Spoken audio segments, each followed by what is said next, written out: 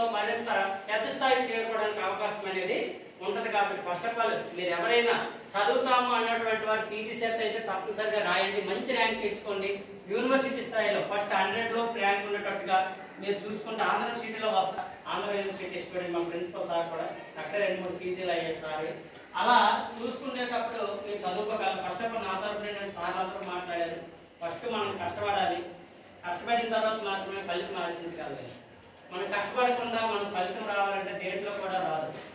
అట్లా ఈరోజు న్యూస్ చూసారా లేదా, తెలంగాణలో ఒకే వ్యక్తి 10 ఉద్యోగాలు సాధించాడు.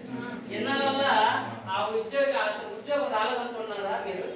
పీక్ స్థాయికి వెళ్ళిపోయాడు. ఇక నేను నోటిఫికేషన్ పైన సివిల్ సర్వీస్ పైన కొట్టేస్తాడు. ఎందుకు? అంత స్థాయిలో చదివాడు, ఇంతవరకు అందుకోలేదు. ఫెయిల్యూర్స్ లాస్ట్కి వచ్చేసరికి 10 ఉద్యోగాలు ఒకేసారి.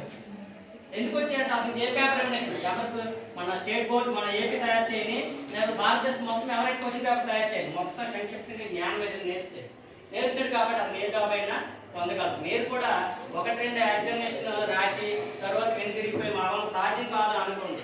ఎన్నిసార్లు ఫెయిల్యూర్ అయిపోతే అన్నిసార్లు మంచి అంటే మీరు ఈ చిన్నది స్థాయి కొంటే ఇంకా పెద్ద స్థాయి మన కోసం ఏదో ఉంది అన్నటువంటి ప్రయత్నాన్ని కొనసాగిస్తూ ఉండగలగాలి. అలా మీ లైఫ్ కోసం మీరు దగ్గరుండి చాలా జాగ్రత్తగా లీడ్ చేసుకోగలగాలి.